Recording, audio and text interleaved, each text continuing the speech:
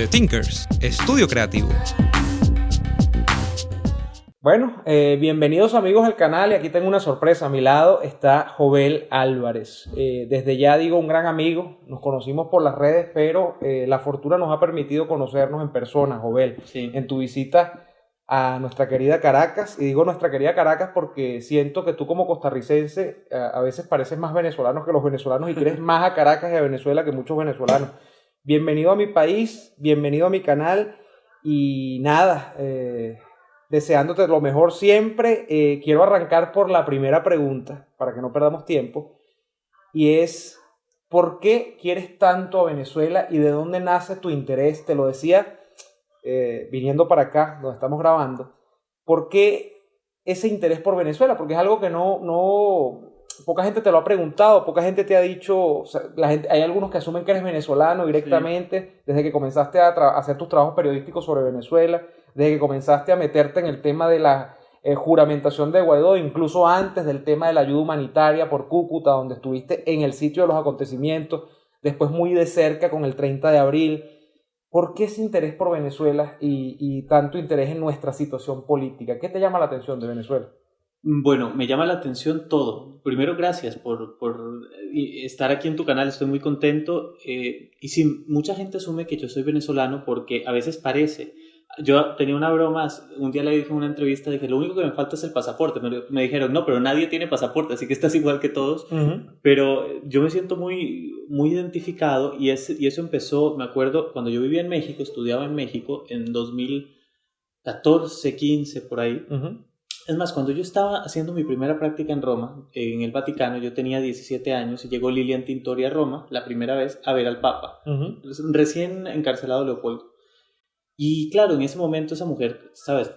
Te la vendían y se presentaba como un ángel y seguimos muchísimo en América Latina. Es una gira mundial. Sí, ¿no? Uh-huh. Y entonces seguimos mucho todo ese activismo que ella hizo. Yo la admiraba muchísimo en ese momento y a partir de ahí yo empecé a decir, mira, hay algo que está pasando en Venezuela, un país que en América Latina ha sido tan importante, la industria de entretenimiento. Siempre hemos tenido muchas cosas de Venezuela en casa, programas como la guerra de los sexos, ¿sabes? Cosas que eran, uh-huh, muy, muy de nosotros, uh-huh, también, las sentíamos muy propias. Y bueno, conforme voy enterándome de la situación, siempre tuve un interés y en el 2017 en México salí a protestar con los venezolanos que fueron a la embajada. Uh-huh. Y ese día para mí fue en abril, fue un día muy especial porque entendí el dolor de la gente que está afuera y que no podía venir en ese momento. Y además aquí en Venezuela lo que veíamos eran las imágenes de la escasez, de la represión brutal que hubo todo ese año. Entonces me identifiqué mucho. Ahí fue donde yo salí con una camiseta de Leopoldo López. Era tu ídolo en el momento. Sí, que era mi ídolo en ese momento. Entonces yo me fui, no existían camisetas en México de Leopoldo López. Entonces yo fui, imprimí la imagen antes de la protesta, corrí, compré la camiseta de 100% algodón y estampé la imagen. Y yo me la hice porque quería estar ahí. Uh-huh. Y quería, bueno, en ese momento me acuerdo que un poco antes o un poco después había salido el rumor de que a Leopoldo se lo habían llevado hospitalizado, muy grave. Y luego salió un video de él todo fuerte. Bueno. Entonces, digamos que yo ya seguía ahí esa historia. Desde México. Desde México. Y el año pasado, después de terminar un proyecto en TV Azteca, uh-huh, pues tuve un momento de pausa y dije, yo quiero viajar un momento. Y mira, de hecho quiero enseñarles algo. Perdón. Esto es así. Sí, no, adelante, esto es así. Aquí tengo un libro que yo compré en Buenos Aires, Argentina, uh-huh, en un viaje que hice. Se llama La vida es una batalla de cada día, de Oriana Fallaci. De la Fallaci, sí, claro. Y entonces yo leí este libro en Buenos Aires, en el que ella recoge algunos de los pasajes más importantes de sus coberturas. Uh-huh. Y yo dije, yo quiero ir a Venezuela. Estando en Buenos Aires dije, yo tengo que ir a Venezuela. Pero Jovel, América Latina, sí, es un territorio, independientemente, ya vamos a hablar de tu país, Costa Rica, sí, pero independientemente del excepcionalismo costarricense, de su democracia, uh-huh, y de su aparente paz, incluso por aquel famoso mito de es tan pacífica que no tiene ejército. Sí. América Latina es un territorio convulso y hay demasiadas crisis en América Latina. ¿Por qué tú te sintonizaste tanto y te focalizaste en Venezuela? No sabría explicártelo. Uh-huh. Lo que yo sé es que yo sentí que algo me llamaba en este viaje, pero desde antes trabajé con muchos venezolanos en México, muy trabajadores, muy preparados. Uh-huh. Y claro, yo hablaba con ellos. Algunos eran muy cercanos a Capriles, otros eran cercanos a Leopoldo, entonces cada uno te daba la, uh-huh, versión de los hechos. Y yo les decía, es que yo quisiera ir, pero todo venezolano que está afuera te dice, no tienes nada que hacer allá porque te van a matar. Todos los venezolanos Todos. que se habían ido Nadie- corriéndole a la persecución política. Nunca nadie me recomendó venir. Ok. Nadie. Ningún venezolano en su sano juicio me habría dicho ven.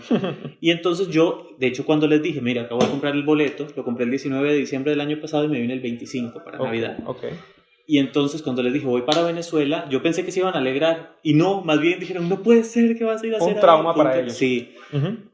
También porque ellos tienen años sin venir, entonces pensar que yo iba y me exponía a lo que ellos dejaron, que fue un escenario muy convulso, yo los entiendo.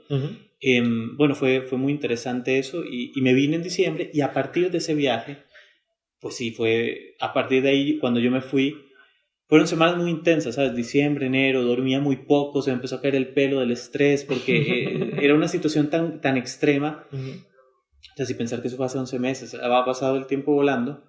Y vino lo de Guaidó. Vino después. lo de Guaidó y entonces te digo, terminé en TV Azteca en México, un tiempito que pensé que iba a estar en Costa Rica o viajando y luego volví a México, o sea, ese era mi plan.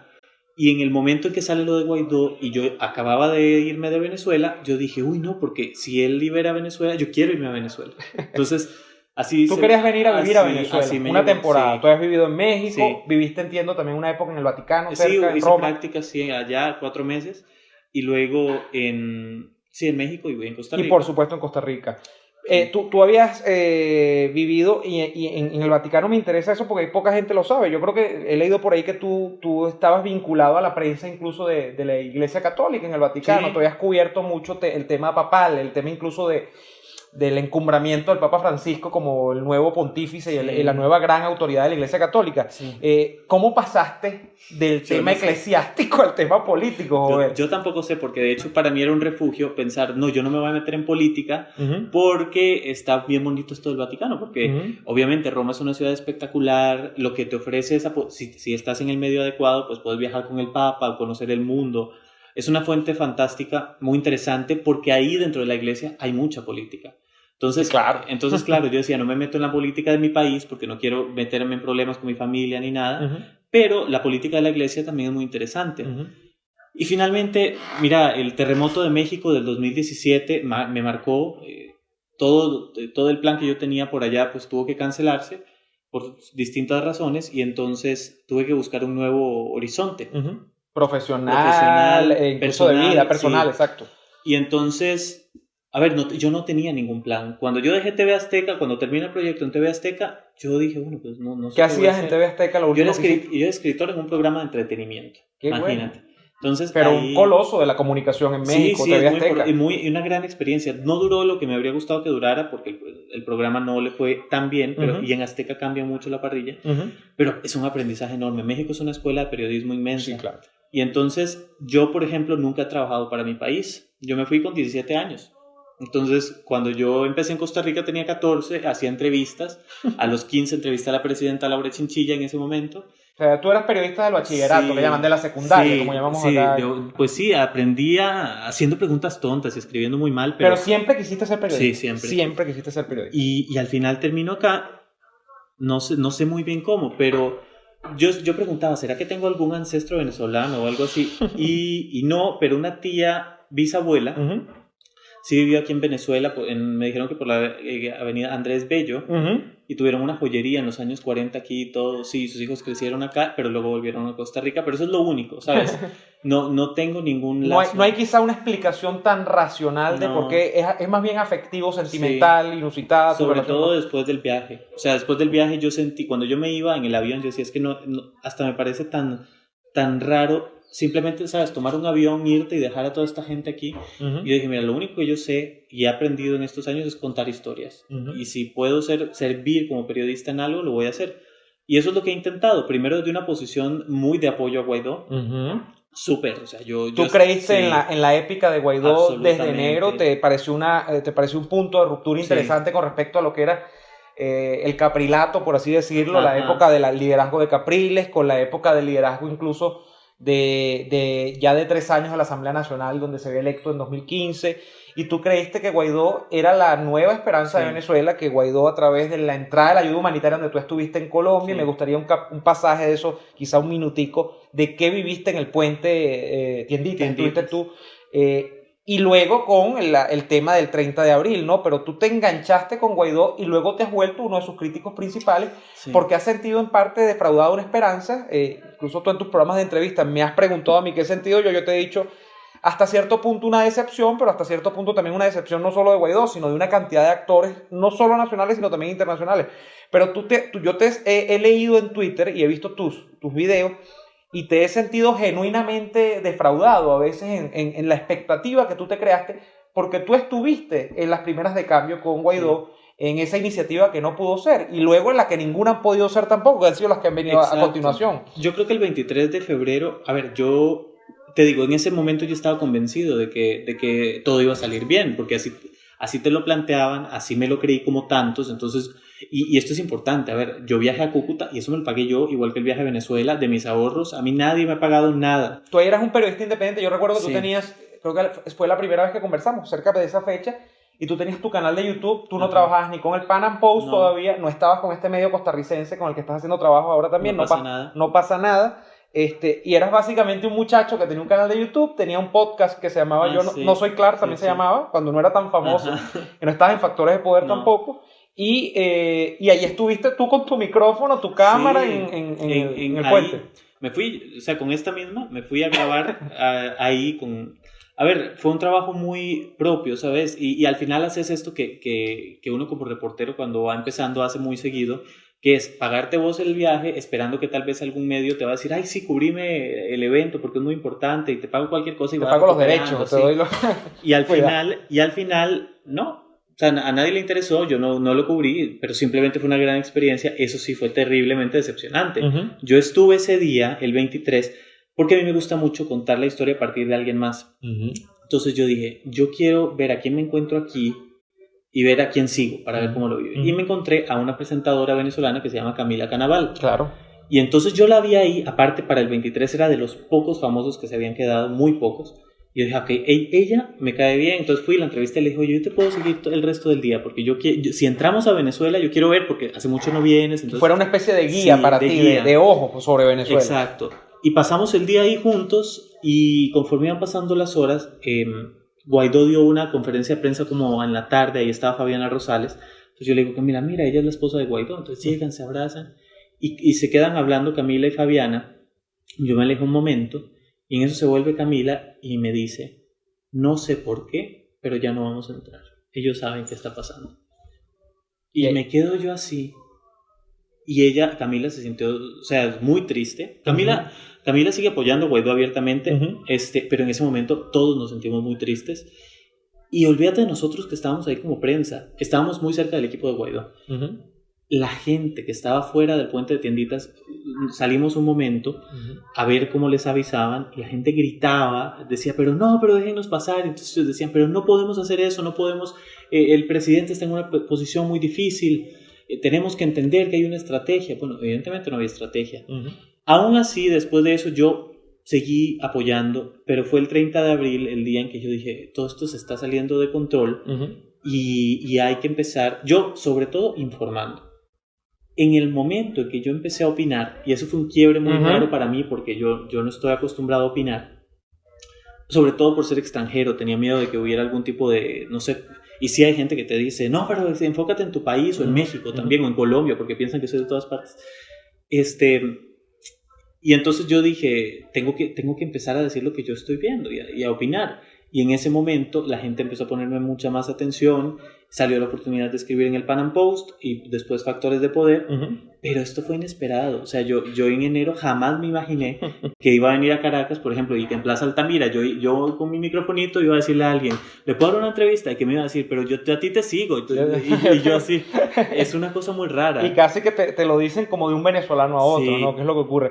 Pero bueno, mira, para no irnos muy largo, tú has dicho algo que a mí me ha sorprendido y es que tú no has hecho nada o no has trabajado nunca la fuente política y menos en tu país. No.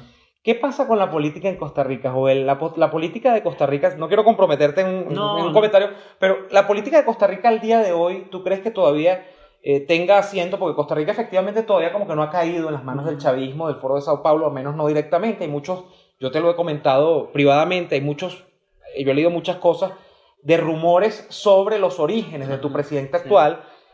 con base al apoyo del foro, pero más allá de eso, es un país que hoy parece mantener todavía ciertos índices de modernidad dentro de la región, ciertos índices de democracia, independientemente de que hay persecución a la prensa, la puede haber. Pero, ¿cómo ves tú tu país Costa Rica al día de hoy? Porque Costa Rica es sigue siendo de las pocas excepciones donde no ha aparecido un tirano militar y donde no se ha sucumbido ante el chavismo, ¿no? Al menos no directamente. Sí.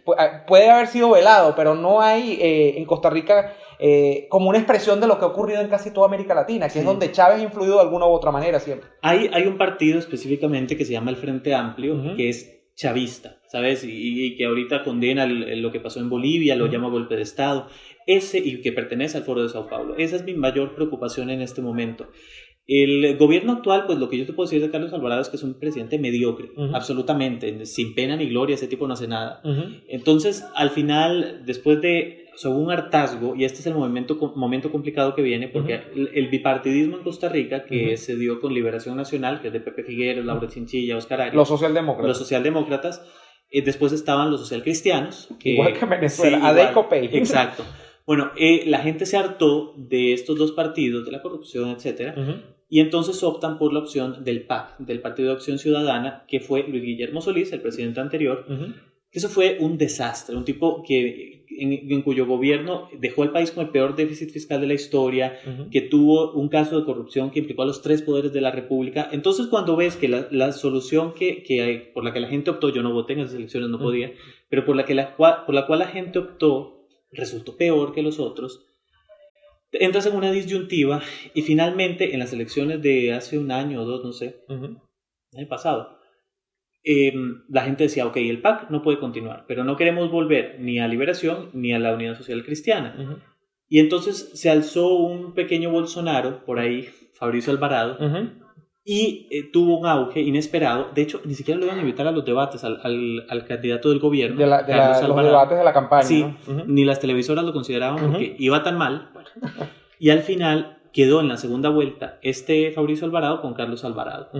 Y cuando quedaron en segunda vuelta, la gente se sintió, o sea, muchos nos sentimos muy confundidos y hubo que decidir entre darle continuidad a ese gobierno terrible, pero malísimo, o pasar a esta extrema derecha a la cual el país decidió no pasar.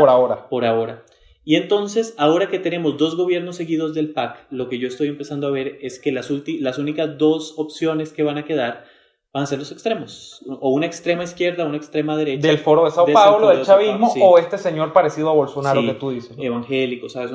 Todo este tipo de... Sí, esa cosa confesional. Entonces, ahí viene un momento complicado para Costa Rica, la próxima campaña, pero de momento nuestra mayor preocupación obviamente es el desempleo, estos problemas propios de un país que... Casi que del primer mundo, ¿no? Porque al final yo digo, es que los problemas de Costa Rica a la par de estos son...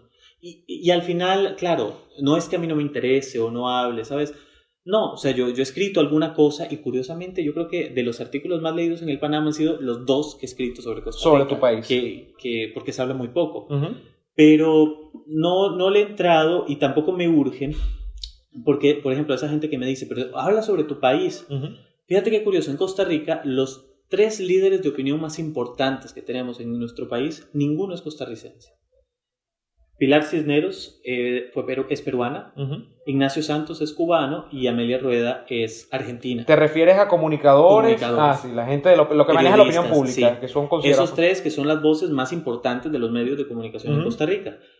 Y entonces yo decía, y se lo he dicho a mucha gente, yo les decía, pues mira, si no fuese por estos periodistas extranjeros que vinieron aquí a hacer el trabajo de decir, bueno, obviamente con reservas hacia Ignacio y hacia medio mundo, pero digamos, ellos han hablado en los momentos en que se ha requerido, la democracia en Costa Rica ha tenido golpes duros por parte de ellos en cuanto a transparencia, ¿no? Y yo digo, es que no importa de dónde seas, al final el periodista es periodista donde sea y cumple una función de contralor donde sea. Así. Entonces, no importa si yo lo estoy haciendo ahora para Venezuela, no importa, yo no sé si en algún momento lo voy a hacer para Costa Rica, pero donde la gente sienta que soy útil, ahí voy a estar. Entonces, de momento yo lo que he sentido es que en Venezuela han sido sumamente amables, sumamente receptivos, han agradecido el trabajo que yo desde mi trinchera hago. Y yo eso lo valoro muchísimo. Tengo muchos amigos que, por cierto, te lo digo, Joel, públicamente te aprecian muchísimo. Y bueno, ya te conocerán porque estamos grabando esto en una visita, obviamente, de Joel a Caracas. Has estado en esta segunda visita. La primera lo dijimos ya, Sí. fue hace casi un año. Sí. Has estado una semana, casi Sí, una semana un poquito más, sí. en Caracas. ¿Qué te llevas de Caracas en esta segunda oportunidad? Bueno, me llevo, fíjate que, bueno, la ciudad a mí me encanta, pero de la experiencia en sí, de lo que vivimos en estos días, me llevo la decepción de la gente después del 16. Uh-huh. Y eso me duele mucho llevármelo porque yo esperaba llevarme algo distinto. Uh-huh. Entonces sí, me duele llevarme ese sinsabor, esa decepción de la gente porque no se lo merecen. Uh-huh. No, ya está bueno. O sea, Y ya estuviste en la marcha del Sí, 16. sí, sí. Tú estuviste allí. estuve ahí, eso lo van a poder ver en No Pasa Nada. Uh-huh. Vamos a hacer todo un documental al respecto. Uh-huh. Muy bonito, pero sí ha sido todo o sea, una experiencia distinta a lo que yo pensé. Pero más allá de la política, más allá de Guaidó y de Maduro, ¿confirmaste o no confirmaste tu fe y tu aprecio en los venezolanos Sí. durante estos días? Absolutamente. Estuviste paseando por varios sitios. Mi mamá me llevó a pasear y a comer. Entonces, sí, se come muy bien en Sabores de la Nona. Ah, bueno, esa es una cuña también. Nada, no, bueno, un gusto, Joel, de verdad. Ha sido un Gracias. gusto que hayas estado conmigo acá y bueno, nada, que haya una tercera, una cuarta y una quinta visita. Ojalá fuese en democracia Ojalá. en Venezuela. Bueno, gracias amigos y nada más y nada menos conmigo, Joel Álvarez, el día de hoy. Lo pueden seguir en el Pan Am Post, lo pueden seguir en No Pasa Nada, que es un bonito proyecto que también está emprendiendo allá en Costa Rica, pero con visión latinoamericana, ¿no? De hecho, con especial atención sobre Venezuela. Y por supuesto en su programa, que lo veo siempre, No Soy Clark, en Factores de Poder. Así es. Con esa recopilación maravillosa de noticias todos los domingos, ¿no? Todos los domingos. Esta semana no hubo y la gente me estaba escribiendo. ¿Por qué no hubo? Bueno, por esto. Una de las cosas es que estaba en Venezuela. Sí. Bueno, nada, hasta la próxima. Hasta luego.